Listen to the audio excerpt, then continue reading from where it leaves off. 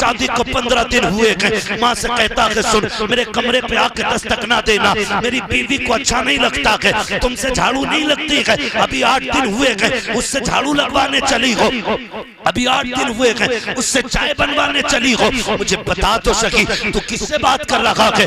ये वो है जिसके बारे में इमाम अहले सुन्नत ने कहा है। सरकार आला हज़रत फरमाते हैं अगर माँ बाप से बात करने का इरादा हो पहले इजाजत लो, अगर वो कहते तब बात करो। आला हज़रत कहते हैं माँ बाप की बारगाह में ऐसे जाया करो जैसे रियाया बादशाह के दरबार में जाया। जब चोट लगे दिल को मदीने की तरफ थे। हमारी खुशियों का आगाज भी हुजूर की चौखट से होता है और हमारे गमों का इलाज भी उन्हीं की चौखट से हुआ करता है। वाहिद हम वो कौम है जमीन पर कि जो अपने दुख और सुख में अपने नबी ही को याद किया करते हैं, नबी ही को याद किया करते हैं। वरना हमने वो लोग भी देखे हैं जरा से टके भर की दौलत आ गई ना तो फिर सबसे बड़ा डीजे करके आ रहा और कह रहा मौलाना देखियो इलाके में ना नाम हो जावे, दीवारें हिल जाएंगी, दीवारें ऐसा बजेगा, चल बजा ले बेटे, जिस दिन कब्र में जाएगा ना तो अल्लाह सातों तबक हिला देगा तबक। ये कंडीशन है। और मुदस्सिर भाई अमीरों की कहानी अल्लाह खैर फरमाए, डीजे सबसे मशहूर वाला, नाचने वाली सबसे मशहूर वाली, और अगले दिन आके डीजे वाला तकाजे कर रहा पैसे तो दे दो, फिर औकात दिखाई दे जाती है, फिर औकात। और सही बताऊं जो फजूल खर्ची में पैसा खर्च करते हैं ना वो लड़ाते जाकर के इमाम से निकाह पढ़ाने। क्या तुम्हारे यहाँ 5 चल रहे हैं? तुम नए इमाम हो, हमारे यहाँ तो 2500 में पढ़ा। ये कंडीशन है, ये कंडीशन। मैं मशवरा देना चाहता हूं, हम और हमारा काम बताना है, अमल कराना नहीं। अमल वही करता है जिसे रब तौफीक देता है। और ये कुरान की निस्बतों की बरकत है जो आप शादी के वक्त हुजूर के जिक्र की महफिल में बैठे। इस घर से ताल्लुक मुफ्ती मुदस्सिर हुसैन साहब का और बाकी उलमा का भी, और फिर खुद घर का मालिक हाफिज कुरान। ये कुरान की बरकतें आप देखें, और बेटा भी हाफिज कुरान है, क्या नाम है उनका? शानिब। तो माशाल्लाह ये भी पढ़े मदरसे में, वसीम भाई भी पढ़े हैं, तालीमी इब्तदाई दौर में इन्होंने हासिल की है। हाँ, मुफ्ती मुदस्सिर साहब ने ही पढ़ाया है। खैर मेरा कहने का मतलब यह है कि ये कुरान से निस्बत की बरकत है, कुरान से निस्बत की बरकत है। खुदा तौफीक देना और शादी का दिन मैसर हो जाए तो डीजे ना बजाना, तमाशे ना करना, खुदा तौफीक दे तो रब रसूल को राजी करने की कोशिश करना। निकाह किसकी सुन्नत है? बोले सारे लोग, जिनकी हो गई है कम से कम वही बोल दे। हाँ, इन्हें तो तभी पता चलेगा ना जब इनके निकाह में निकाह मिन सुन्नती कहा जाए, है ना। लोग कहते हैं ना बयाना किया, बरातें तो खूब करी हैं, ठीक है। निकाह किसकी सुन्नत है? बोल दें जरा, मुझे लगे कि आप समझ पा रहे हैं। किसकी सुन्नत है? हुजूर की सुन्नत है। और डीजे इब्लीस। बताओ, सुन्नत के मौके पे हम शैतान को बुलाते हैं। 8 दिन नहीं गुजरते जो बहू अपने असली रूप में आती है। फिर कह रहे हैं ना वहां मियां मिले थे, उन्होंने कहीं कछोछा ले जाओ।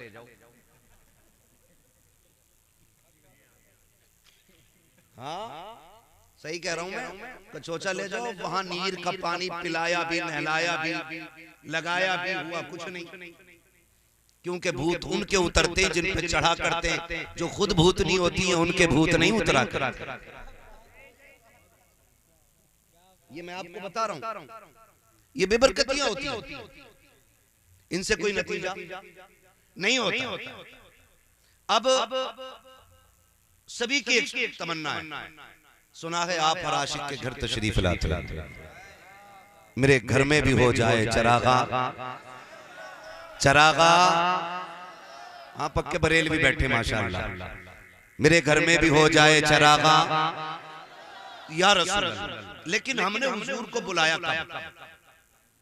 खाली कही तो दिया, मेरे घर में भी हो जाए चरागा या रसूल अल्लाह। लाइक भाई हमारी कौम नाद पे मचलेगी, और मचलना चाहिए, क्योंकि नात का ताल्लुक इश्क से है, इश्क से है। वो किसी प्रोफेसर ने भी लिखा था और कहा था कौमे मुस्लिम की हुजूर से मोहब्बत का आलम है।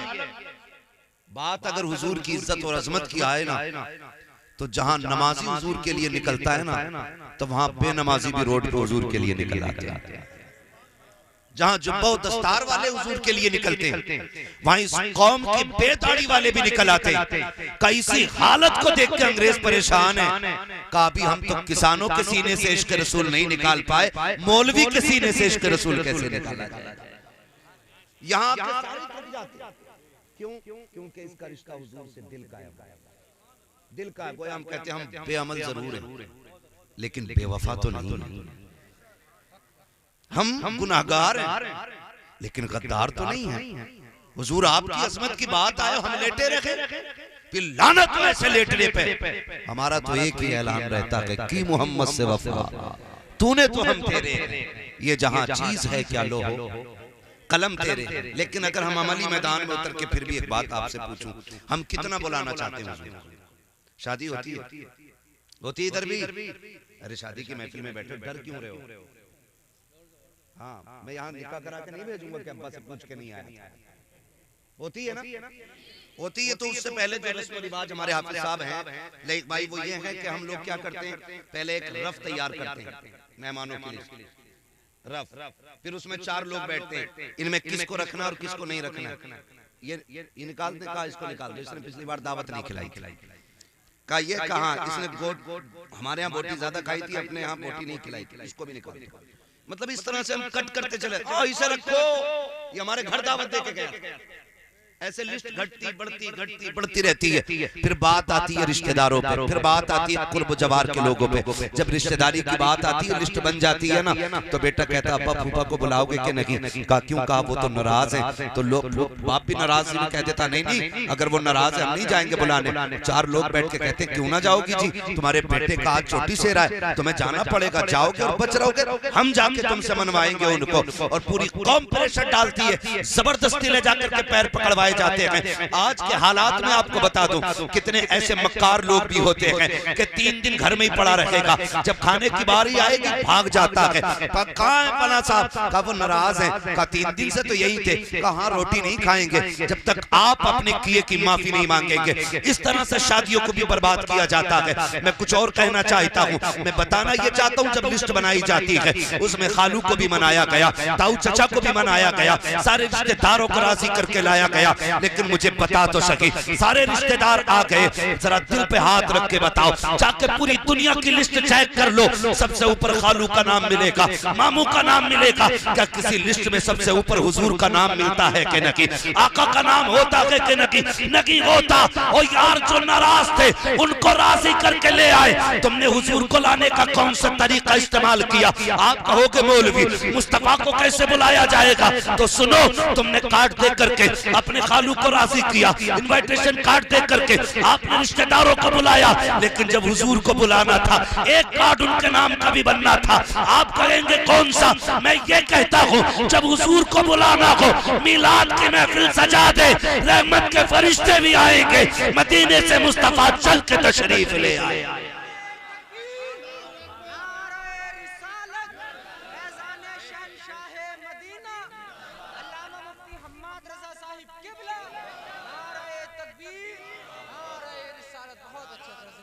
हाँ भाई, महफिल रखो, जरूरी नहीं है हम्माद आए, मुफ्ती मुदस्सिर साहब आए, लयक भाई आए, ये शोहरा, ये उलमा आए, एक भी मस्जिद के इमाम को बैठा के उनकी नात खानी शुरू कराते। बात लहजे की नहीं है, बात अंदाज की नहीं है, बात हुजूर की नात की है। जहां नात होती है मुस्तफा अगर चाहे तो तशरीफ ले आते हैं, और अगर आना ना भी चाहे तो मजार में लेटे लेटे तवज्जो फरमा देते हैं। और हुजूर की अगर नजर हो गई ना, तेरी एक निगाह की बात है, मेरी जिंदगी का सवाल है। अगर उनकी एक निगाह हो गई ना, फिर बेड़े पार हो जाते, फिर बेड़े पार होते। इसलिए मैं कहता हूँ खुदा तौफीक दे, दूल्हा बनो ना तो दूल्हा तुम बनो। महफिल सजी हो, सेहरा आमीना के लाल का पढ़ा जाना चाहिए। वाह वाह वाह, माशाअल्लाह माशाअल्लाह।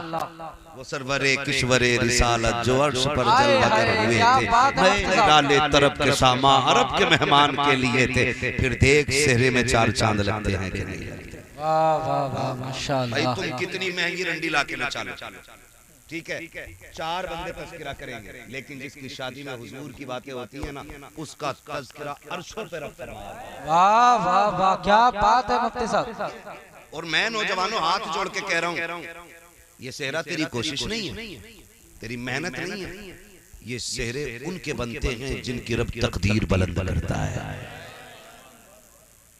ये आप में भी बहुत सारे साहिब औलाद होंगे, ठीक है ना, हम लोग भी साहिब औलाद हैं, अल्लाह बेटा देता है, कितनी खुशी होती है। और फिर माँ पैदा होते ही कहने लगती है मेरा चांद आ गया। चांद वो इससे नीचे लफ्ज नहीं बोलती है, काला भी है ना फिर भी चांद, ठीक है ना। कैसा ही है माँ के लिए चांद होता है, और हर माँ के लिए उसका लाल चांद होता है, और हर लाल के लिए जो उसकी माँ हो सकती है ना, वो दुनिया में कोई नहीं हो सकता। ये भी क्लियर है, जो माँ हो जाएगी वो कोई नहीं हो सकता। जैसी बेटा पैदा हुआ, माँ कहती मेरा चांद आया, मेरा चांद आया, मेरा चांद आया। कभी अकीके की खुशी, कभी सुन्नतों की खुशी, कभी छठी की खुशी, तरह तरह के नाम से खुशियां होती जा रही हैं। जब बेटे ने शूर की दहलीज पे कदम रखा, 4 महीने 10 दिन का हुआ, बाप ने कहा बिस्मिल्लाह खानी होनी है, इलाके को लुक़मे खिलाए जा रहे हैं, बेटे की बिस्मिल्लाह खानी है। जब बेटे ने शूर की दहलीज पे कदम रखा, अब माँ कह रही है बेटा आ गया है, इसकी दुल्हन सी चांद सी दुल्हन लेके आनी है, चांद का टुकड़ा लेकर के आऊंगी। एक ख्वाब माँ सजाती है। बाप भी जब बेटा जवान होता है, 4 लोगों में जब बैठता है, लोग कहते हैं तुम्हारा भी तो बेटा जवान है, शादी कब करोगे? बाप के कंधे चौड़े हो जाते हैं, बेटे के निकाह की बातें हो रही हैं। मैं खुदा की कसम खा के कहता हूँ लोगों, याद रखना रब का बड़ा इनाम होता है उस शख्स पे, रब जिसके बेटे को दूल्हा बना देता है। वरना हमने यहाँ तक देखा है शादी में 5 दिन रह गए, बेटे का इंतकाल हो गया, शादी वाले दिन सेरे बांध के निकले और पलट के कफन में लिपट के आए हैं।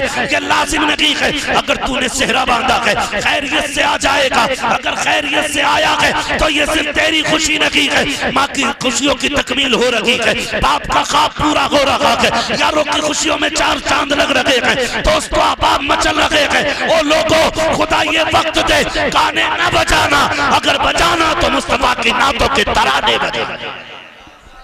नारे तकबीर, नारे रिसालत, फैजान शहंशाह मदीना, ख्वाजा का हिंदुस्तान, नारे तकबीर, नारे रिसालत। बहुत अच्छी। जिंदगी के सारे काम सिर्फ निकाह पे खत्म नहीं हो जाते, उसके बाद नेक औलाद इंसान के लिए सबसे बड़ी नेमत होती है। नेक औलाद, फर्माबरदार औलाद। पैसे में सुख सुकून नहीं है, सुने सारे लोग, अगर लगता हो ना पैसे वाला मौज में होगा, पता 8 दिन में पूरी डिब्बी खा जा रहे हैं, होली होगी फिर जाके सोता है। सुख चैन दौलत में नहीं, मजा तो तब है औलाद इतनी फर्माबरदार हो कि बाप देखे और उसकी आंखें देखते ही ठंडी हो जाए। ये सबसे बड़ी नेमत, ये सबसे बड़ी नेमत। अगर औलाद फर्माबरदार नहीं तो मैं कहता हूं ऐसी औलाद पे लानत है जो माँ बाप की फर्माबरदार ना। क्या करोगे पूरी जिंदगी का, कोई मतलब नहीं। अगर सुकून दौलत में होता ना तो फिर अमीर 16 घंटे सोता, गरीब 3 घंटे। लेकिन उल्टा है, अगर गरीब को जरूरतें ना उठाएं तो ये 12 घंटे नहीं उठेगा। क्यों? वो कभी गोली नहीं खाता। वो कहा था किसी ने फुटपाथ पे सो जाते हैं अखबार बिछाकर, मजदूर कभी नींद की गोली नहीं खाता।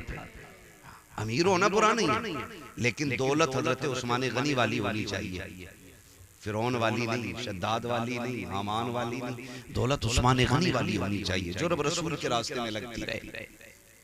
और हम तो कहते हैं, मैं नौजवान बैठे, मैं सबसे कहूंगा मेहनत करें और अमीर बने, ताकि आप माँ बाप का बोझ न बने, बल्कि अपने घर वालों का बोझ उठाने के लायक बन जाए।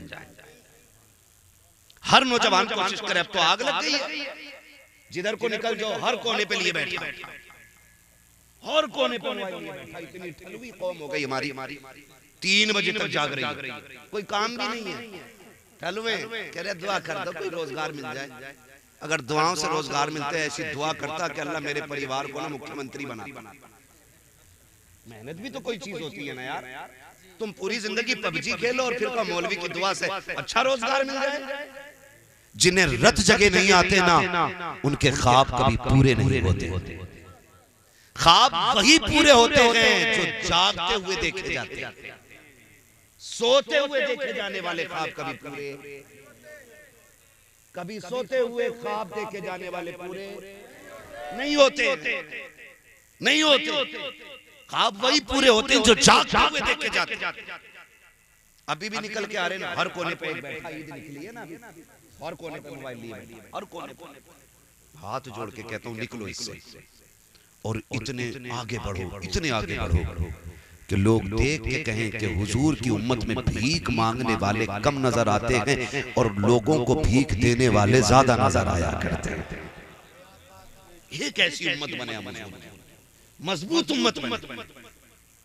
इब्तिदाई दौर इस्लाम का आप देखें, एक खजूर खा करके रोजा रख लेते थे और उसकी गुठली मुंह में डाल करके इफ्तार करते थे।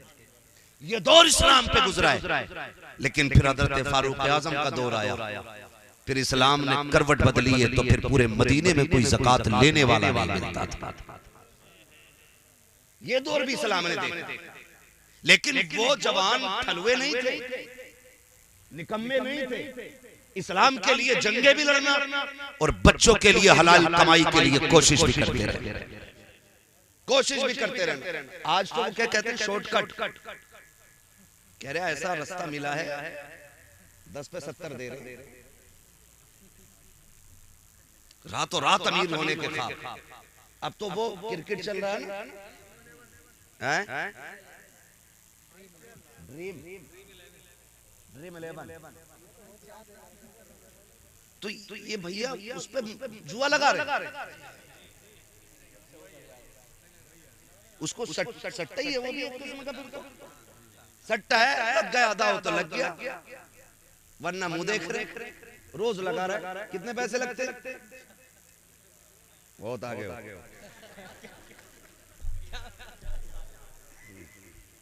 ठीक है, मैं आपको बताना चाहता हूं, हमारे 1 रुपए की वैल्यू जानते हैं आप? 1 रुपए की वैल्यू फरमाया गया, अगर मोमिन की हलाल कमाई का 1 रुपया कब्र में गिर जाए, तख्ते लगा दिए गए। हुक्म यह है कि तख्ता हटाया जाए, पहले रुपया निकाला जाए, फिर दफन किया जाए। तुम्हारे 1 रुपए की वैल्यू यह है,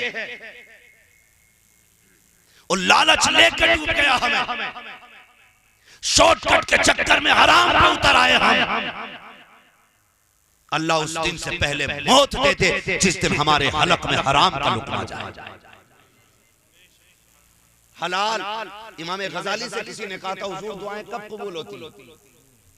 अब तो रस्म चल गई है, दुआ करिए। उन्होंने भी कह दी, ठीक है जा, अल्लाह तेरा भला करे। और पता चले जो कह रहे हैं भला करे, उसका सबसे ज्यादा बिगड़ा हुआ मसला है। इमाम गजाली से कहा, हुजूर दुआएं कब कबूल होती हैं? फरमाया 2 काम करना, दुआएं कबूल होंगी। कहा क्या? कहा कभी हराम ना खाना और कभी झूठ ना बोलना। हाथ तेरे उठेंगे, मकबूलियत की जमानत खुदा अता फरमा देगा। ये 2 काम करने थे, लेकिन हम शॉर्टकट के चक्कर में निकल गए। इससे भी शॉर्टकट ये है, लल्ला जवान हो गया, 10 लाख तरोड़िया वाला दे गई। अपनी मर्जी से बेटी वाला कायनात उठा के दे दे, उसकी मर्जी है। भीख मांगने वाले पैदा हो गए। 4 बेटे तो हिसाब लगा रहा, 10 कलवा में, 10 मलुआ में, 10 बब्बन में, 10 अच्छन में, कितने लाख हो गए? 40 लाख का। ऐसे ही शॉर्ट रास्ते से अमीर बन जाएंगे। जहेज में मांगा गया 1 भी रुपया हराम हराम हराम। ये शरीयत है, ये शरीयत। और इस चीज ने कौम का बेड़ा गर्क कर दिया है। जब से डिमांड की आग लगी है ना, कह रहा नहीं, प्रधान के बेटे से कम नहीं मिलना चाहिए, मुझे इतना दोगे तब बेटी, कब मैं तुम्हारी बेटी का रिश्ता कबूल करूंगा। और खुदा के वास्ते मेरे भाई, अगर 10 लाख से गुजारे हो जाए तो लेके रख ले, अगर 20 लाख से नस्लें पल जाए तो पैसे संभाल के रख ले, और अगर गारंटी ना हो तो फिर हाथ ना फैला। ये कौन दे सकता है तुझे, जो खुद दूसरों के मोहताज हो? ये कैसे भले पूरे करेंगे?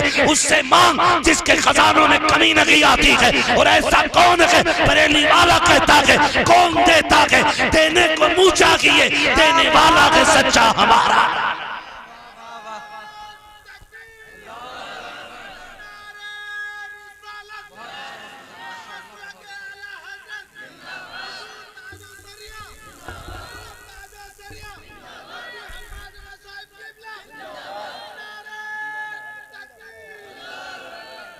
तो जो है सारे लोगों की डिमांड तो नहीं करेंगे इंशाअल्लाह।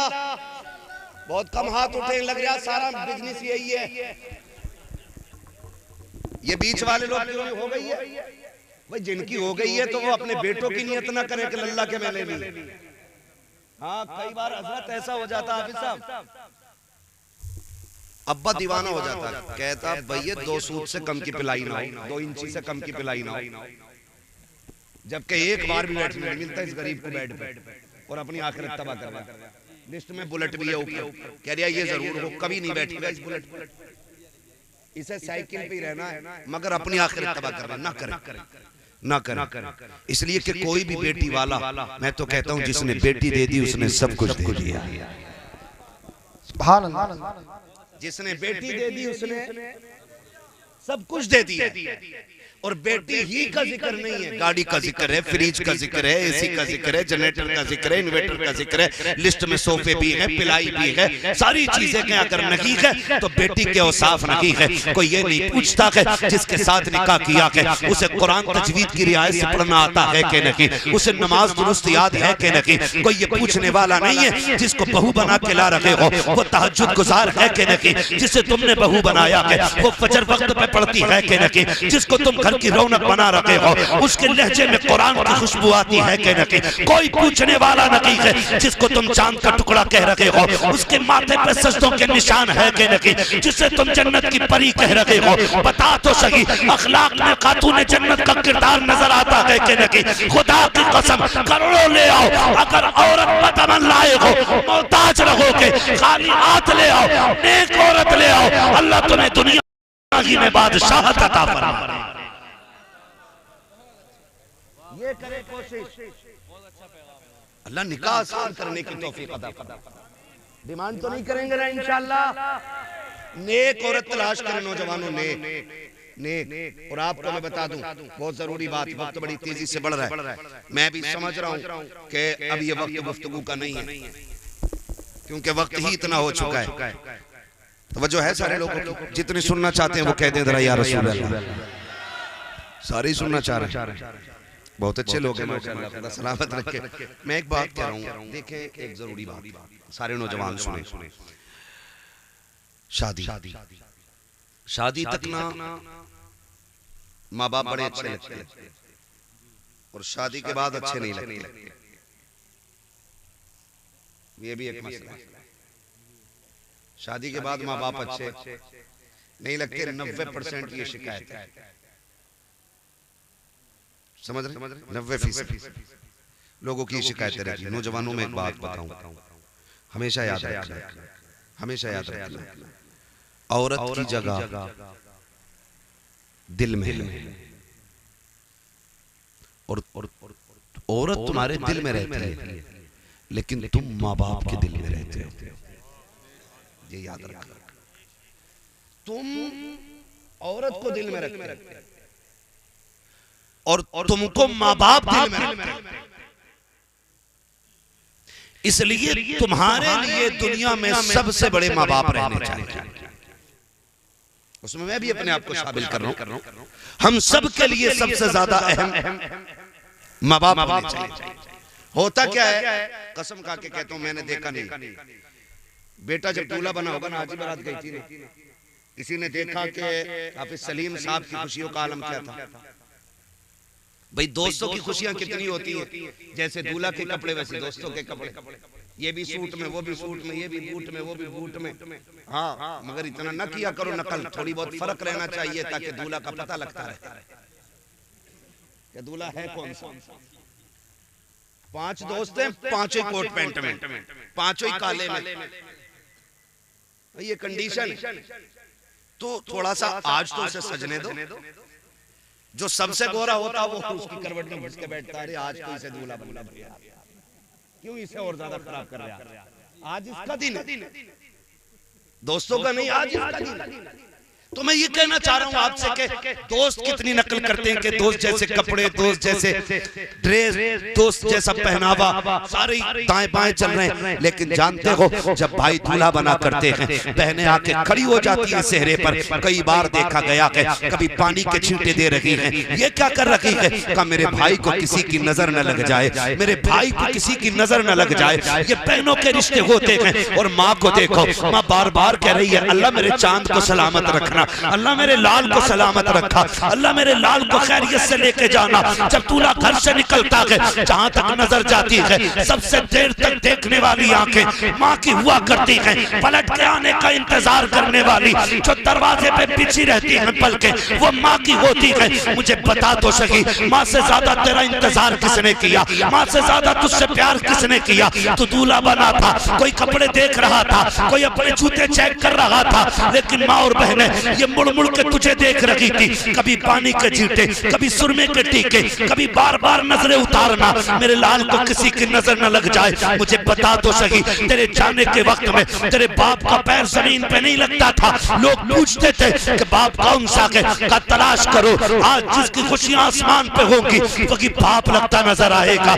बाप तनहा अलग दिखाई देता है कि ये बेटे वाला है, मगर जरा दिल पे हाथ रख के बता, अभी शादी को 15 दिन हुए हैं। माँ से कहता है सुन, मेरे कमरे पे आके दस्तक ना देना, मेरी बीवी को अच्छा नहीं लगता है, तुमसे झाड़ू नहीं लगती है। अभी 8 दिन हुए हैं उससे झाड़ू लगवाने चली हो, अभी 8 दिन हुए हैं उससे चाय बनवाने चली हो। मुझे बता तो सही, तू किससे बात कर रहा है? ये वो है जिसके बारे में इमाम अहले सुन्नत ने कहा है। सरकार आला हज़रत फरमाते हैं अगर माँ बाप से बात करने का इरादा हो पहले इजाजत लो, अगर वो कहते तब बात करो। आला हज़रत कहते हैं माँ बाप की बारगाह में ऐसे जाया करो जैसे रियाया बादशाह के दरबार में जाया। वाह बाबा सुभान अल्लाह, नारे तकबीर। नारा मुख्तसर कर, मुझे बहुत कम वक्त में बातें करनी है। तवज्जो है भाई? तो ये माँ बाप होते, और अभी 8 दिन नहीं हुए माँ बाप से बिगड़ गई, माँ बाप से बिगड़ गई हमारी। क्यों? फिर वो उधर से उधर, उधर से उधर कान भरने, इधर के उधर सुनने। सुने भाई, सिर्फ एक बात याद रखो, माँ को माँ का हक दो, बीवी को बीवी का हक दो। इस्लाम न बीवी का हक छीन के माँ को देने की इजाजत देता है, और न माँ का हक छीन के बीवी को देने की इजाजत देता है। ये याद रखिए, ये नहीं है। लेकिन गुलामी मत करना औरत की कि अम्मा ये रोटी नहीं बनाएगी, रोटी तुझे ही बनाएगी। झाड़ू पोछा इसको नहीं करना, अम्मा तुम करो। बीवी को पहला सबक पढ़ा देना, उससे कह देना सुन, मेरी जन्नत मेरे माँ बाप के कदमों में है और तेरी जन्नत मेरे कदमों में है। अगर अपनी जन्नत बचानी है ना तो फिर मेरी जन्नत हाथ से नहीं जानी चाहिए। ये सिर्फ इतना सबक आपको पढ़ाना है। बीवी समझदार होगी तो फिर समझ जाएगी। फिर पूरी जिंदगी इंशाअल्लाह अगर माँ बाप राजी रहे ना तो फाकों में भी जन्नत के मजे आएंगे, फाकों में भी जन्नत के मजे आएंगे।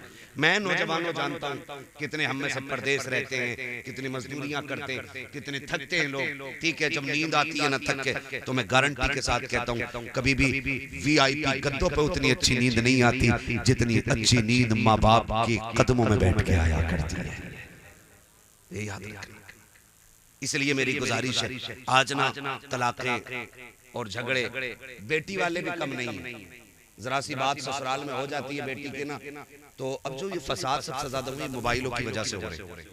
इतनी चालाक औरतें आ रही हैं, फोन लगा के ना ऐसे रख लेंगी और कंगे। अब बताइए क्या कह रहे थे मेरे अब्बा के बारे में? रिकॉर्डिंग ना डायरेक्ट चल रही है। क्या कह रहे थे मेरे अब्बा के बारे में? कह के दिखाओ। मेरे भैया क्या कही थी तुमने? अभी फोन कटता नहीं, गाड़ी दरवाजे पे आ गई, पकड़ो इसे। और फिर ये सोचते हैं कि हम तुर्रम खां हैं, हम यूं कर देंगे, यूं कर देंगे। याद रखना, बेटी का गुजारा बाप के घर नहीं शोहर के घर होता है। आप कुछ भी कर लें, वो ताकत तुम्हारे पास नहीं है जो रब ने उसके शोहर को दी। आप कुछ भी कर लो, आप मंत्री हो, संतरी हो, पैसे वाले हो, पावर वाले हो, ताकत वाले हो, मुट्ठी में आपकी ताकत है। लेकिन जो तलाक की पावर शोहर के पास है ना, उसने 3 बार अगर बोल दिया ना तलाक तलाक तलाक, फिर बेड़ा ही गर्क हो जाता बेटी का। इसलिए बेटियों के मामलात में भी आसमान पे ना उड़ा। गाये जाके क्या कह रहा था भाई तू? थप्पड़ मार दिया। याद रखना, शोहर हर हाल में शोहर होता है, शोहर हर हाल में शोहर होता है। शोहर मरना गवारा करता, लेकिन जिल्लत गवारा नहीं करता कभी। किसी भी शोहर को उसकी बीवी के सामने जलील न करना, वरना फिर तुम्हें हाथ धोने पड़ जाएंगे। तो कमी बेटी वालों के लिए एक अच्छी जिंदगी गुजारने के लिए हुजूर का तरीका अपनाना पड़ेगा। हुजूर का तरीका देखकर मैं बता दूं, आज हम में कोई अबू बकर नहीं, आज हम में कोई उमर नहीं, आज हम में कोई उस्मान गनी नहीं, आज हमारे बीच कोई मौला अली नहीं है, आज हमारे बीच कोई सहाबी नहीं है, आज हमारे बीच कोई ताबई नहीं है। इतने लोग बैठे हैं, हम में कोई जाहिर में वली भी नहीं लगता है। कोई किसान है, कोई मजदूर है, कोई इमाम है, कोई खतीब है, बस अपने अपनी जिम्मेदारियों पे लोग लगे। मगर बता, कायनात में कोई सैयदा आमीना के लाल के जैसा हो तो ला के दिखाओ। और जानते हो, जिनसे मेरे नबी ने निकाह किया पहला, उस खातून को हजरत खदीजतुल कुबरा कहा जाता है। क्या कहा जाता है? हजरत खदीजतुल कुबरा। ये हुजूर की पहली बीवी। हुजूर के साथ 25 साल गुजारे। कितने? समझो है सब? 25 साल गुजारे। इनका लेवल क्या है? आका फरमाते पूरी कायनात पे इस्लाम का एहसान है, लेकिन इस्लाम पे मेरी खदीजा का एहसान है। ये इनका लेवल है, ये इनका स्टेटस है, ये इनका मकाम है। आका फरमाते पूरी कायनात पे इस्लाम का एहसान, लेकिन खदीजा वो है जिसका इस्लाम पे एहसान। अब आप जरा देखें, एक दिन मेरे नबी की अम्मी हजरत हलीमा सादिया रज़ी अल्लाह ताला, ये कौन है? ये हुजूर की रिजाई अम्मी। कैसी अम्मी है? रिजाई अम्मी उस माँ को कहा जाता है जिसने दूध पिलाया हुआ अपना। हकीकी माँ वो होती है जिसने पैदा किया, रिजाई वो होती है कि जिसने सिर्फ दूध पिलाया हुआ। हजरत हलीमा सादिया वो है जिन्होंने दूध पिलाया है। एक दिन इत्तेफाक से सफर करते करते मुस्तफा की चौखट तक आ गई, आकर के बैठी है हजरत खदीजतुल कुबरा रज़ी अल्लाह ताला अन्हा सामने खड़ी है। आका जो हुक्म दे रखे हैं, तोड़ के लाती है ला के दे देती है, तोड़ के लाती है जाती है ला करके दे देती है। जब तक हजरत हलीमा घर में रखी, हजरत हलीमा जब तक घर में रखी, हजरत खदीजतुल कुबरा बैठी नहीं थी। जब आप रुखसत हो गई, मेरे नबी ने उम्मुल मोमिनीन हजरत खदीजतुल कुबरा का हाथ पकड़ा और कहा था